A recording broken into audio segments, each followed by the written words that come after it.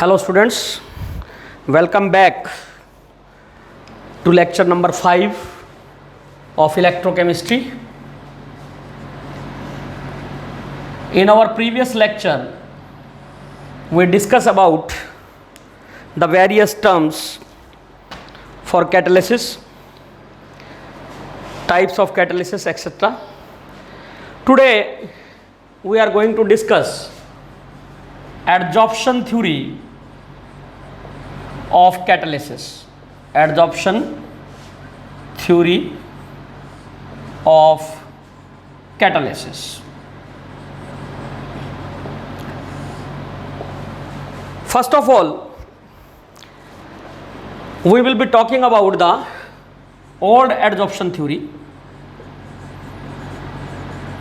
Old adsorption theory. According to this old adsorption theory, in heterogeneous catalysis,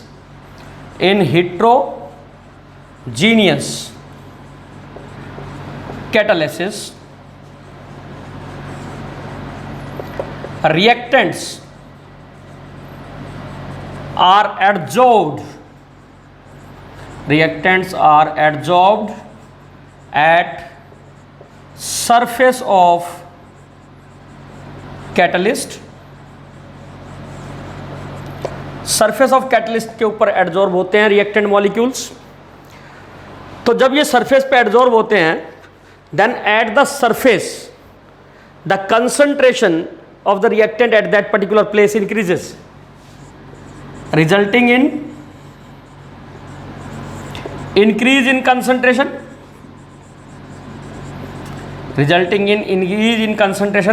and hence rate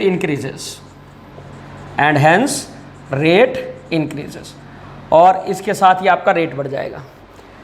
secondly, the increase in rate can be attributed to the fact that adsorption is exothermic. So heat of adsorption also speed up the reaction. तो जो heat निकलती है adsorption के reactant के adsorption से on the surface, वो heat जो आपकी है that also speed up the reaction. This was the old adsorption theory. Later on a new theory was proposed, जिसके बारे में हमने effect of catalyst in the previous chapter में पढ़ा था केमिकल काइनेटिक्स में, that how the rate of reaction increases when a catalyst is added.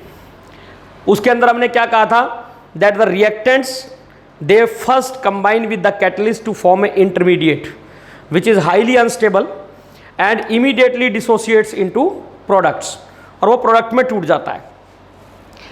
तो now we have to discuss the modern adsorption theory, which is a combination of both of these, that is old adsorption theory and the concept of intermediate complex formation.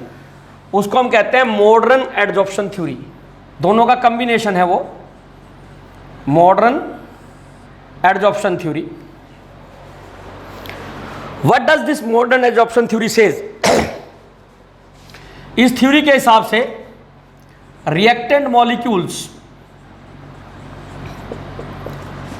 reactant molecules first diffuses to catalyst surface.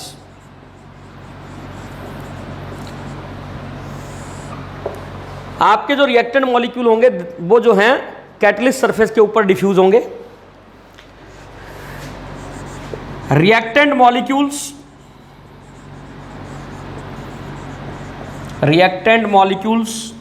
then bind to active sites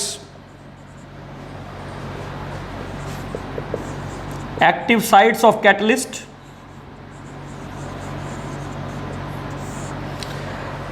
catalyst की active site के ऊपर bind करेंगी. For example मान लीजिए I am showing the surface molecules of your catalyst by this red circles. ये हमारा catalyst का surface है, हमारे रिएक्टेंट हैं ए और बी। तो हमारा ए गया डिफ्यूज करके, यहाँ पे लूज बॉन्ड बना लिया इसने। इधर आपका रिएक्टेंट बी गया, उसने भी आपके सरफेस के साथ एक लूज बॉन्ड बना लिया।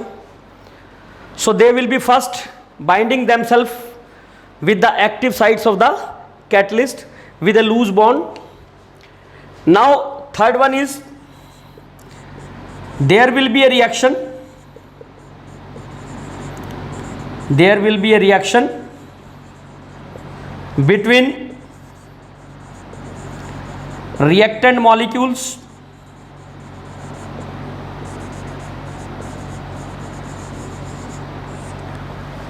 to form product.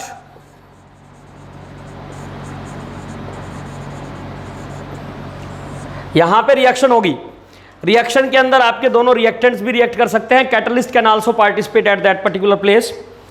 इन दोनों के बीच में रिएक्शन हो गई, एक प्रोडक्ट बन गया A B. Now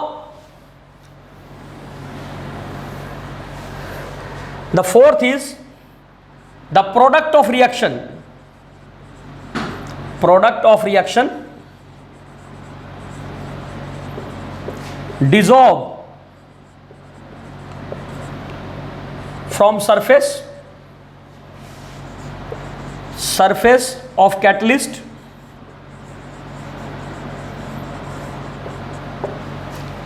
and hence again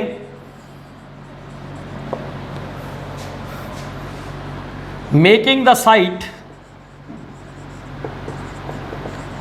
available for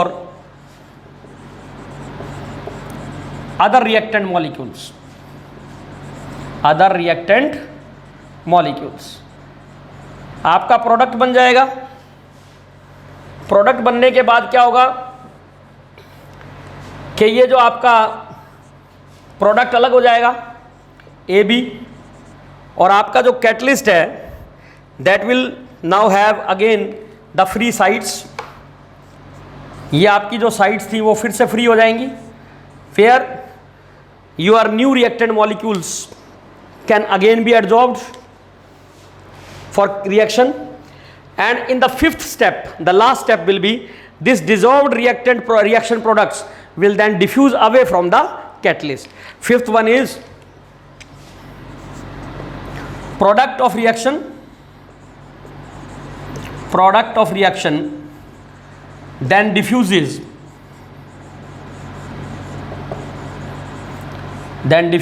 away, और उसके बाद आपके जो प्रोडक्ट बने थे रिएक्शन के वो आपके डिफ्यूज हो जाएंगे कैटलिस्ट सरफेस से दूसरी तरफ। This is your modern adsorption theory. 5 step में होती है। कैटलिस्ट के सरफेस पे there are active sides which is due to the residual valencies. उनके ऊपर आपके एडजॉर्बेंट जो रिएक्टेंट मॉलिक्यूल्स है they will go and they will adsorb thereby loose bonds. Then there will be a reaction between the reactants, and finally the product of the reaction will be dissolved and then diffuse away from the catalyst surface. अब ये जो आपकी modern adsorption theory है, it can very well explain heterogeneous catalysis. Heterogeneous catalysis को ये explain कर सकता है, और ये आपका इस चीज को भी एक्सप्लेन कर सकता है why only small amount of catalyst are required. हमें कैटलिस्ट के बहुत कम मात्रा में ही अमाउंट क्यों चाहिए। रीजन बीइंग क्योंकि हमारा कैटलिस्ट बार बार रीजनरेट हो जाता है इस स्टेप के अंदर, तो only very small amount is sufficient for reaction to be catalysed. तो बहुत ज़्यादा मात्रा में आपको कैटलिस्ट की जरूरत नहीं पड़ेगी। लेकिन एक चीज़ ध्यान रखनी है, this theory is Aldous not able to explain the action of promoters। जो हमने रिएक्टेंट्स के साथ मतलब कैटलिस्ट के साथ कभी कभी हम जो प्रमोटर यूज करते हैं, जैसे हैवर प्रोसेस में आयरन के साथ मोलिबिडिनम, तो how the molybdenum increases the catalytic activity of that iron, that could not be explained with the help of this theory. Similarly, in NCERT it is also written that it cannot explain the poison action. जो catalytic poison होते हैं वो कैसे काम करते हैं उनके बारे में भी एक्सप्लेन नहीं कर सकते. But in my view it can be accounted for to some extent. Poisoning का एक प्रोबेबल रीज़न हो सकता है, और वो रीज़न क्या हो सकता है कि जो आपके पॉइजन्स हैं they may be adsorbed preferably to your reactant. Reactants के मुकाबले में आपके पॉइजन की एडजॉर्प्शन सरफेस पे ज़्यादा हो, तो नेचुरल सी बात है कि आपकी active sites will reduce, so your catalytic activity of the catalyst will also decrease. That may be a probable reason, but in book NCERT it is written that both promoter and your poison action cannot be explained with the help of this adsorption theory. So this is about the adsorption theory. The next topic of this chapter is characteristics of your catalyst. Next is characteristics of catalyst.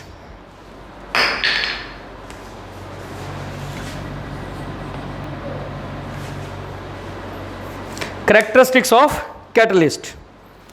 आपके catalyst की क्या क्या characteristics हैं?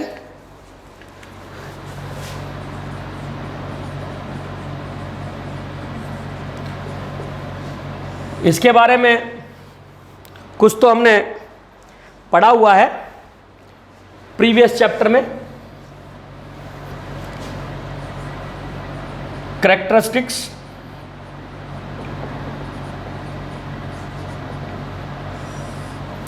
First one is that catalyst do not initiate a reaction which is otherwise non-spontaneous, which is otherwise non-spontaneous. आपका catalyst किसी भी reaction को initiate नहीं करेगा, स्टार्ट नहीं करेगा. It will only speed up. Non spontaneous reaction can not be initiated. लेकिन इसमें एक चीज़ ध्यान रखनी है कि कुछ रिएक्शंस के अंदर हमें ऐसा लगता है जैसे कि आपके कैटलिस्ट ने ही रिएक्शन इनिशिएट की हो. जैसे हाइड्रोजन गैस और ऑक्सीजन गैस का जो मिक्सचर है that can be kept for a very long duration without undergoing any reaction, because the activation energy of such reactions is very high. So sometimes when platinum is added the reaction mixture explodes, reaction is quite violent. तो आपको ऐसा लगता है कि जैसे reaction catalyst ने start की है, पर catalyst does not start the reaction. Second one, generally catalyst does not alter the products.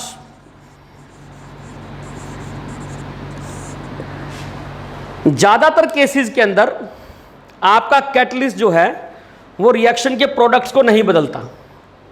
But there are certain example which we will be discussing in selectivity of a catalyst that reaction product may be changed. reaction product जो है वो change हो सकते हैं कुछ cases के अंदर, कुछ सम एग्जांपल्स आर देयर, लेकिन जनरली ज़्यादातर ये आपके रिएक्शन के प्रोडक्ट्स को नहीं बदलता.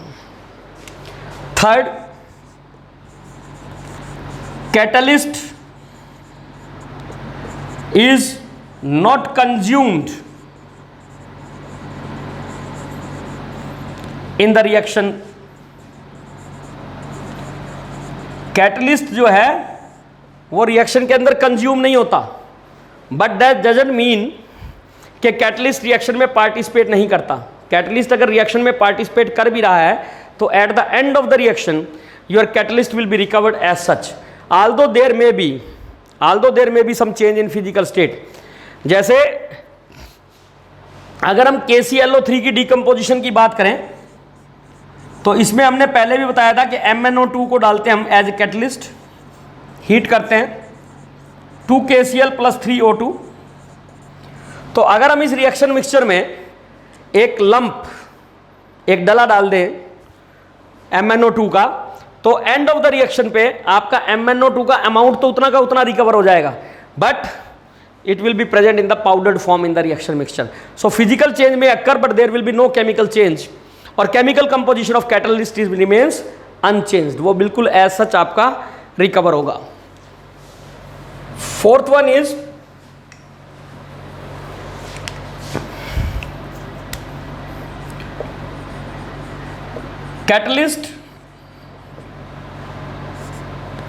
catalyst is required in very small amount, बहुत कम मात्रा में जो है आपका वो कैटलिस्ट आपको चाहिएगा to catalyse a reaction. It is not required in very large amounts. So this is about the characteristics of a catalyst. Catalyst ने, जैसा कि मैंने काइनेटिक्स में कैटलिस्ट के बारे में डिटेल में बताया था, कैटलिस्ट जो है वो एक अल्टरनेटिव पाथ प्रोवाइड करता है with lower activation energy to speed up the reaction. So we are not going in that much of detail. Main आपकी कैरेक्टरिस्टिक्स यही है कैटलिस्ट की। इसके बाद जो आपका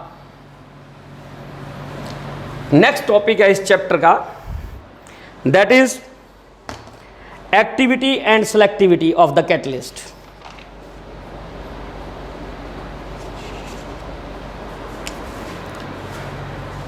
activity of a catalyst।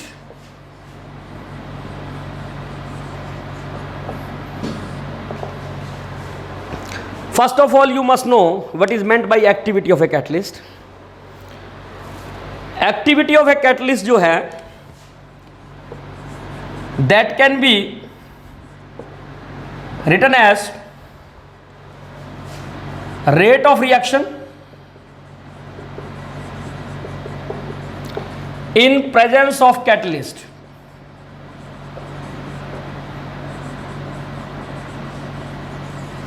Rate of reaction in presence of catalyst divided by rate of reaction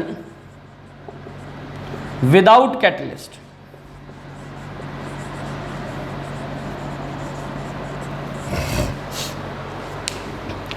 तो आपकी रिएक्शन का रेट क्या है कैटलिस्ट की प्रेजेंस में, उस रेट को अगर हम डिवाइड कर दें, रेट जब आपका कैटलिस्ट रिएक्शन मिक्सचर में नहीं है तो इसको एक्टिविटी ऑफ कैटलिस्ट कहते हैं। तो दूसरे शब्दों में हम ये कह सकते हैं the how much rate of a reaction is increased by the catalyst, that is called the activity. And it has been observed that the activity of a catalyst is as high as 10⁻10 in some cases. कुछ cases के अंदर ये activity इतनी ज़्यादा है कि आपकी reaction की स्पीड विदाउट कैटलिस्ट जो स्पीड है उसका 10⁻10 टाइम्स बढ़ जाता है। कैटलिस्ट की एक्टिविटी किस चीज पे डिपेंड करती है? The activity of a catalyst that depends upon chemisorption of catalyst of reactants on catalyst. Chemisorption जो है वो रिएक्टेंट्स का कितना इफेक्टिव है। It should be strongly binded, reactant should be strongly binded but not as strongly binded कि ये आपके जो है इमूवेबल हो जाएं, मूव ही ना कर सकें, ठीक है। तो उस केस के अंदर रिएक्शन नहीं रुकेगी, या ये इतनी स्ट्रांगली बाइंड हो जाए कि किसी दूसरे रिएक्टेंट के लिए कोई साइट ही ना छोड़े एडजॉर्प्शन के लिए, तब तो आपकी एक्टिविटी जो है दैट विल डिक्रीज। तो लेकिन सफिशिएंटली स्ट्रॉन्ग अगर ये एडजॉर्ब होंगे then and only then your activity will increase. So activity का मतलब समझ में आ गया कि रिएक्शन कितनी स्पीड अप होती है after addition of catalyst, that is meant by the activity of catalyst. The second thing is selectivity of catalyst. अभी हमने कैरेक्टरिस्टिक ऑफ कैटलिस्ट में यह बताया कि जनरली हमारे जो कैटलिस्ट होते हैं वो किसी रिएक्शन के प्रोडक्ट्स की नेचर को नहीं बदलते, प्रोडक्ट को चेंज नहीं करते, but there are certain examples in which a particular catalyst lead to the formation of a particular product. That is called the selectivity of catalyst. Selectivity means when a catalyst guides the reaction to give a particular product, debarring all other products. बाकी दूसरे जो product है उनको ना बनने दे, सिर्फ कुछ specific product को बनने दे, then that is called the selectivity of the catalyst. जैसे कार्बन मोनोऑक्साइड की अगर हम रिएक्शन कराएं इन प्रेजेंस ऑफ कॉपर, तो हमारा प्रोडक्ट बनता है फॉर्मेल्डिहाइड.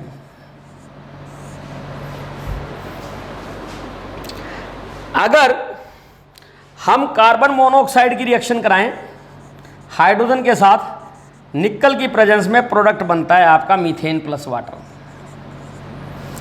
इसी तरीके से कार्बन मोनोऑक्साइड और हाइड्रोजन की रिएक्शन कराएं in presence of mixture of oxides, then we gate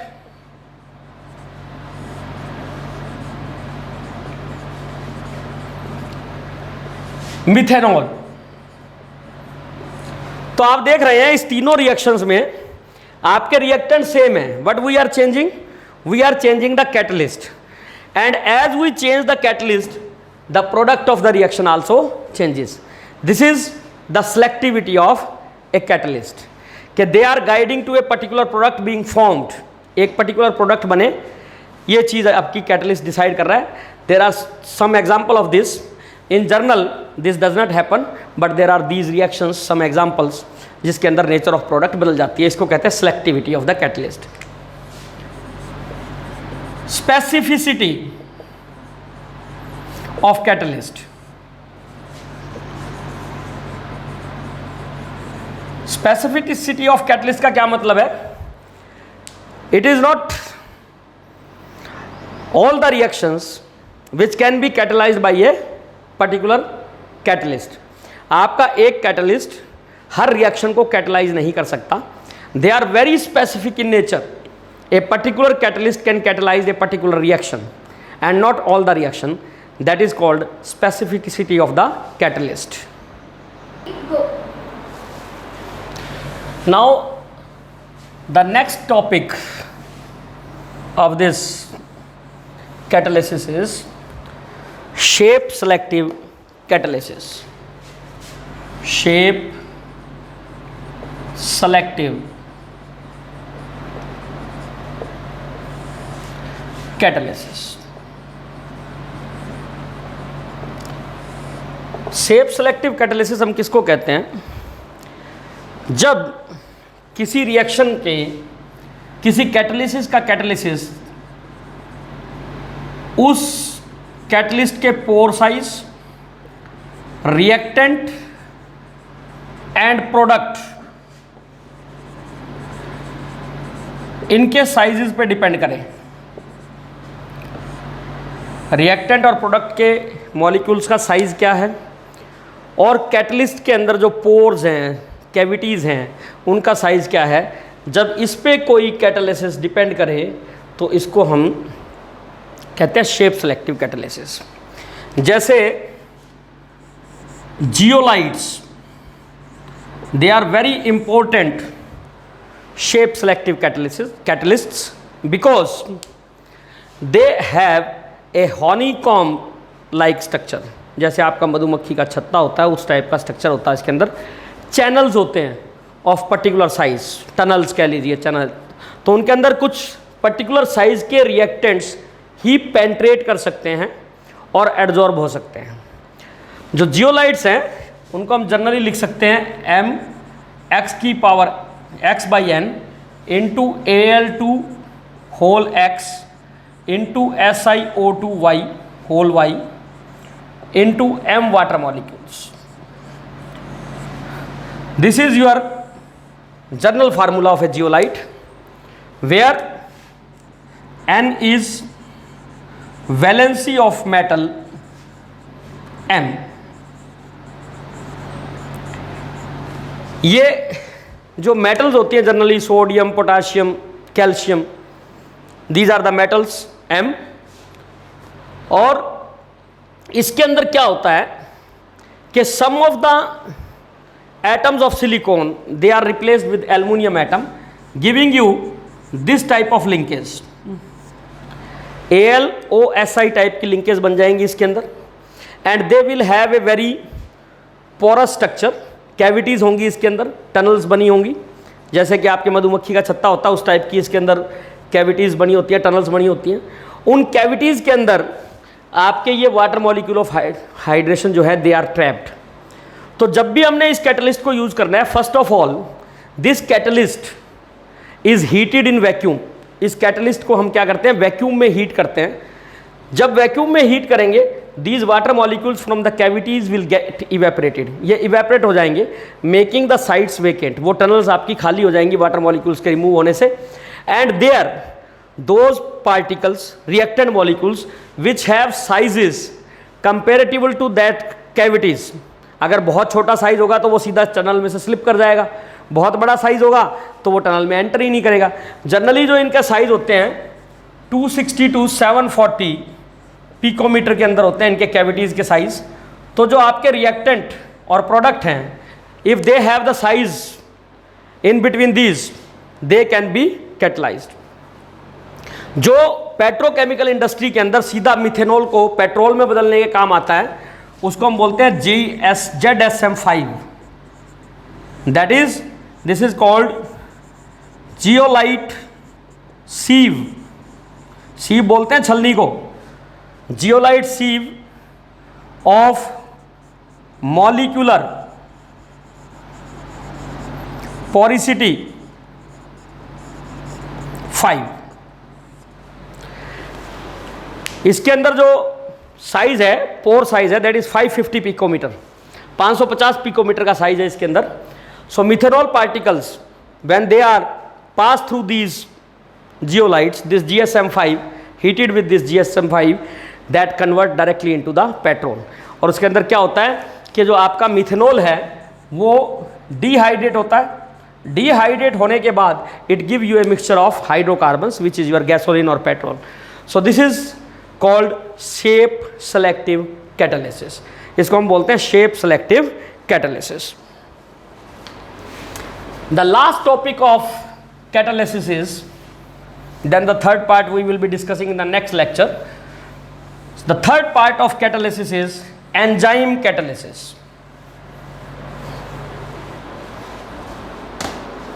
That is enzyme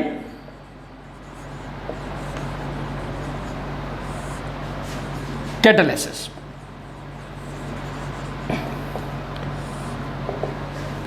हमारी बॉडी में बहुत सारे बायोकेमिकल रिएक्शंस चल रहे हैं, and those biochemical reactions they are catalysed by enzymes.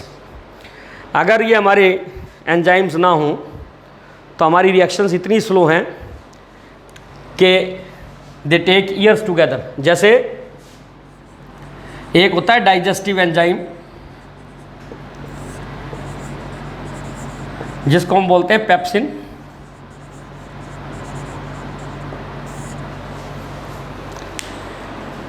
ये हमारी फूड को, अगर हम जो खाना खाते हैं, अगर ये एंजाइम ना हो तो फिर हमें सारी ज़िंदगी खाना खाने की ज़रूरत नहीं है. हमारी रिएक्शन इतनी स्लो है, उस फूड को डाइजेस्ट करने में इतना टाइम लगाएगा हमारा शरीर. But in presence of these enzymes your food get digested in 7 to 8 hours. So they are very effective catalyst, bio catalyst. बहुत ज़्यादा स्पीड अप कर देते हैं किसी भी रिएक्शन को. एंजाइम्स होते क्या हैं? Enzymes are complex nitrogenous compounds. Nitrogenous compounds that is globular proteins. ये जनरली ग्लोबुलर प्रोटीन्स होते हैं विच कैटलाइजेस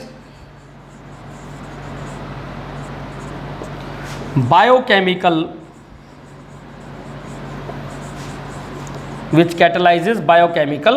रिएक्शंस। जो बायोकेमिकल रिएक्शंस को कैटलाइज करें वो आपके जो हैं they will be called enzymes. Globular proteins होते हैं जनरली, कॉम्प्लेक्स नाइट्रोजीनियस कंपाउंड हैं। एंजाइम्स के अंदर आपने ये चीज़ ध्यान रखनी है कि जो एंजाइम्स हैं they can catalyse reactions only specific reactions. जैसे मैं एक आध एग्जांपल दूं आपको, C6H12O6 ग्लूकोज है,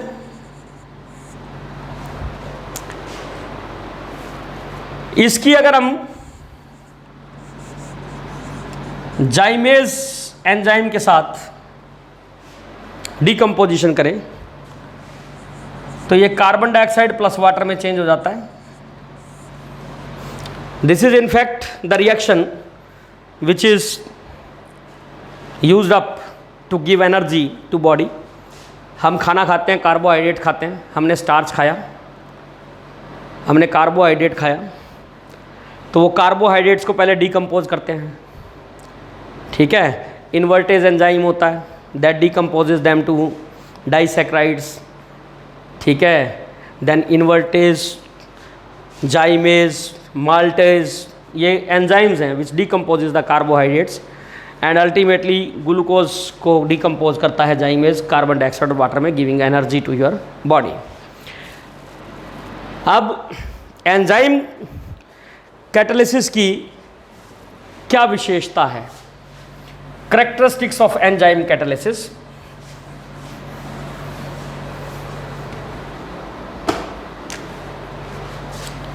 characteristics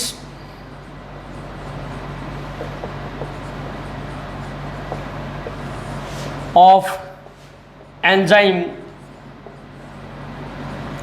catalysis।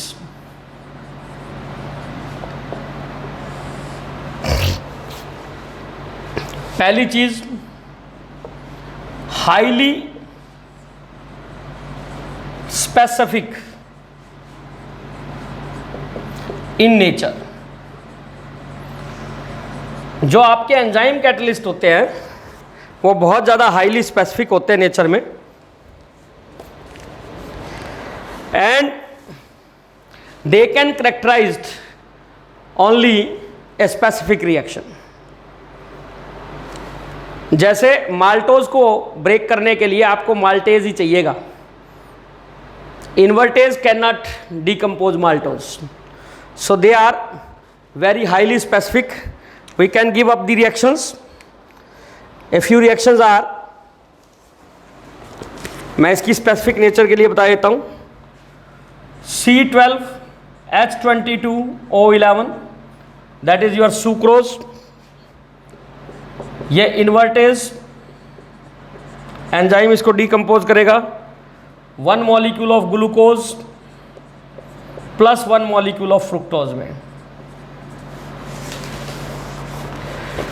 इसी तरीके से सेम फार्मूला है, ये हमारा सुक्रोज है, सेम फार्मूला माल्टोज का है, दोनों ही डाइसैक्राइड होते हैं। माल्टेज 2 मॉलिक्यूल ग्लूकोज के बनेंगे, C6H12O6। तो ये आपने ध्यान रखना है, स्पेसिफिक है, हाईली स्पेसिफिक है नेचर में। दूसरा, हाई एफिशिएंसी। आपके जो एंजाइम कैटलिस्ट हैं they have a very high efficiency. High efficiency means they can speed up the reactions to a very great extent. बहुत ज़्यादा आपकी रिएक्शन को जो है वो क्या कर देते हैं, स्पीड अप कर देते हैं। So they are highly efficient, very जो इनका इंक्रीज होता है रेट्स का, दैट इज 10⁻12 और 10⁻20 तक हो सकता है। 10 तक तो इनऑर्गेनिक कैटलिस्ट का हमने डिस्कस किया ही था। They can speed up the reaction as high as 10⁻20 times the rate without catalyst, without enzyme catalyst. Optimum pH, ये ध्यान रखना है कि आपके जो ये एंजाइम कैटलिस्ट हैं वो एक ऑप्टिमम पीएच पे ही काम करते हैं। उस पीएच से पीएच कम ज़्यादा होने पे क्या होता है, जनरली आपकी जो ग्लोबुलर प्रोटीन है जो मैंने बताया एंजाइम्स का, वो क्या हो जाते हैं, डीनेचर्ड हो जाते हैं। डीनेचर होने के बाद दे लूज दियर एक्टिविटी। इसी तरीके से दे have A optimum working temperature. Optimum temperature, they will work at a particular temperature. Generally temperature at which the enzyme work efficiently is 32 degree centigrades. तो ये चीज़ आपने ध्यान रखनी है कि हाईली स्पेसिफिक है, एफिशिएंसी बहुत है, ऑप्टिमम पीएच और ऑप्टिमम टेम्परेचर के ऊपर ही ये लोग काम करते हैं, ठीक है। और एज वी डिस्कस्ड अर्लियर कि जो आपकी अमाउंट रिक्वायर्ड है that is small, small quantity is required, small amount is required. बहुत कम मात्रा में आपको इन कैटलिस्ट की मात्रा बहुत कम चाहिए हमें किसी रिएक्शन को कैटलाइज करने के लिए। इसके बाद कुछ मेटल आयन होते हैं जिनको बोलते हैं एंजाइम एक्टिवेटर। हमारे कुछ मेटल आयंस जो होते हैं, if they are present they can increases और दे में increase the activity of catalyst. उन सबको हम बोलते हैं एंजाइम एक्टिवेटर्स। जैसे आपका सोडियम है, कैल्शियम है, मैग्नीज है, they can increase catalytic activity of enzyme, तो इनको एंजाइम एक्टिवेटर बोलते हैं। And then there are enzyme inhibitors.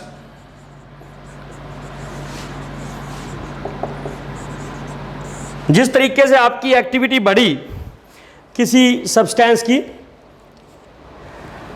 तो कुछ कंपाउंड्स ऐसे होते हैं जो अगर प्रेजेंट हो तो वो किसी एंजाइम की एक्टिविटी को कम कर देते हैं, डिक्रीज कर देते हैं, इनहिबिट कर देते हैं।